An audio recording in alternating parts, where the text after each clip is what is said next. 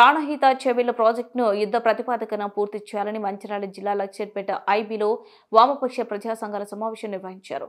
ఈ సమావేశాన్ని ఉద్దేశించి సిపిఐ న్యూ డెమోక్రసీ రాష్ట్ర కార్యదర్శి వర్గ సభ్యులు టి శ్రీనివాస్, నైనాల గోవర్ధన్, జలసాధన సమితి కన్వీనర్లు మాట్లాడుతూ ప్రాణహిత 9 హెట్టి ప్రాజెక్టును వైఎస్ రాజశేఖర రెడ్డి ప్రభుత్వం 2008లో శంకుస్థాపన చేసిందని, దానికి బిఆర్ అంబేద్కర్ ప్రాజెక్టుగా నామకరణం చేశారని, ప్రాణహిత నుండి ఎల్లంపల్లి వరకు 116 కిలోమీటర్ల నాటి కాంగ్రెస్ కాలువ నిర్మాణానికి 1700 కోట్లు ఖర్చు చేసిందని, 38,000 కోట్లు అయ్యే మొత్తం ప్రాజెక్టుకు ఆనాడే 9,000 కోట్లు ఖర్చు చేశారన్నారు. ఈ కార్యక్రమంలో సిపిఐ న్యూ డెమోక్రసీ జిల్లా కార్యదర్శి ఏ లాల్ కుమార్, పిఓడబ్ల్యూ రాష్ట్ర కార్యదర్శి ఏ మంగా, ఐఎఫ్టియు జిల్లా అధ్యక్షులు శ్రీనివాస్, ఏఐకేఎంఎస్ జిల్లా ప్రధాన కార్యదర్శి రత్నం తిరుపతి, పీడీఎస్యూ జిల్లా అధ్యక్షులు రెడ్డి చరణ్, సిపిఎం జిల్లా కార్యదర్శి సంఖ్య Ravi, CPM దాగం Rajaram, CPM Madhukar, TDP జిల్లా నాయకులు మనీరామ్ సింగ్, టీడీపీ మండల అధ్యక్షులు గణేష్ సింగ్, టీడీపీ శంకర్, తెలంగాణ ప్రజా ఫ్రంట్ జిల్లా convener Jaipal Singh, CPI start రాష్ట్ర కార్యదర్శి గొంగర్ల శంకర్ నాయకులు తదితరులు పాల్గొన్నారు.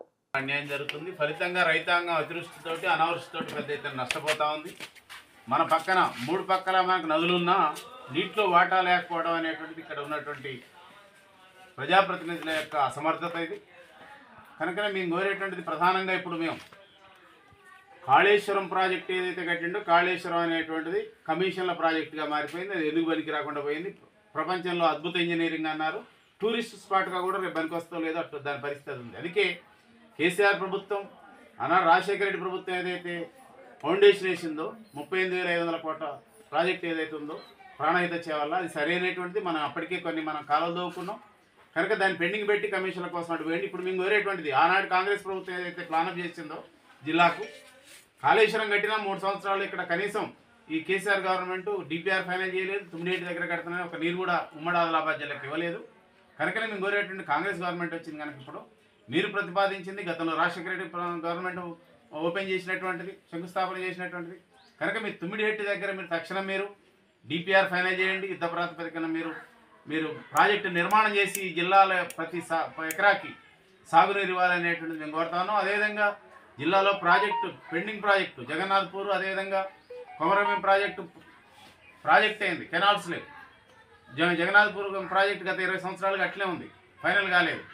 అదేవిధంగా ఇంకా మరో ప్రాజెక్టు జిల్లాకు ఉమ్మడి ప్రాజెక్టుగా ఉన్నటువంటి కుప్టి ప్రాజెక్టు కూడా మీరు హామీ ఇచ్చారు.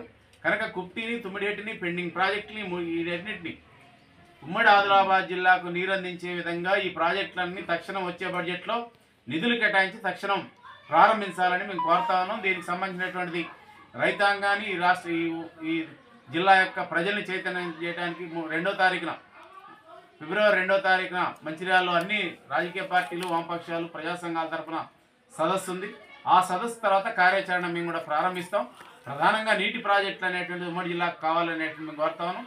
కనుక ఈ సదస్సుకు కూడా రైతాంగం ప్రజలందరూ కూడా హాజరుగాలని కోరుతా ఉన్నాం. విఫలమవుతున్న పరిస్థితి కనబడతా ఉంది. ఎందుకంటున్నామంటే మన జిల్లాలో దాదాపు ఇప్పటికే జగన్నాథ్పూర్ ప్రాజెక్ట్ కానివ్వండి, గొల్లవ కానివ్వండి, అదేవిధంగా ఎర్రవాగు, నీలువాయి ఇట్లా చూసుకుంటా ఉంటే ఎక్కడ చూసినా మన ప్రాజెక్టులే ఉంటాయి. కానీ ఈ నిర్మాణం చేయడంలో మన జిల్లా అధికార యంత్రాంగానికి కానివ్వండి, జిల్లా మంత్రులకు కానివ్వండి పట్టించుకోలేని పరిస్థితిలో ఉన్నారన్న పరిస్థితి చూడాలి. ఎందుకంటున్నానంటే ఆదిలాబాద్ జిల్లా నీటి వాటతో సస్యశ్యామలం అవుతున్న జిల్లా. దాదాపు 2,50,000 ఎకరాలకు నీరు అందించవలసిన పరిస్థితి కూడా మన జిల్లాకు ఉంది. ఎందుకంటే తుమ్మిడేటి వద్దనే ఏదైతే ప్రాణహిత ప్రాజెక్టు నిర్మిస్తే ఈ జిల్లాలో ప్రతి ఎకరాకు కూడా నీళ్ళు అంది ఈ జిల్లాలో ఉన్న రైతాంగానికి నీరు వాట వస్తూ ఉంటుంది. కాబట్టి ఈ రైతాంగాన్ని ఆదుకోవాలన్నా, ఈ జిల్లా ప్రజలను ఆదుకోవాలన్నా తుమ్మిడేటి వద్దనే ప్రాణహిత ప్రాజెక్టు నిర్మాణం చేయాలి. ఆ నిర్మాణం చేసే విధంగా మన జిల్లాలో ఉన్న అధికార యంత్రం కానివ్వండి, మన జిల్లాలో ఎమ్మెల్యేలు కానివ్వండి ఖచ్చితంగా స్పందించాలి. అలా స్పందించే విధంగా చర్యలు చేపట్టి జిల్లాను ఫస్ట్ సస్యశ్యామలం చేసిన తర్వాతనే మీరు నీటి వాటిని ఎక్కడికైనా తరలించండి. కానీ జిల్లాకు నీరు అందించకుండా మీరు ఎక్కడికి తీసుకెళ్ళాలి అనే ఉద్దేశంతోనే వామపక్ష పార్టీలుగా, వామపక్ష ప్రజా సంఘాలుగా, అదేవిధంగా కలిసి వచ్చే మేధావులందరితో కూడా ఫిబ్రవరి 2వ తారీఖున మంచిర్యాలలో పెద్ద సదస్సు నిర్వహిస్తా ఉన్నాం. ఈ సదస్సు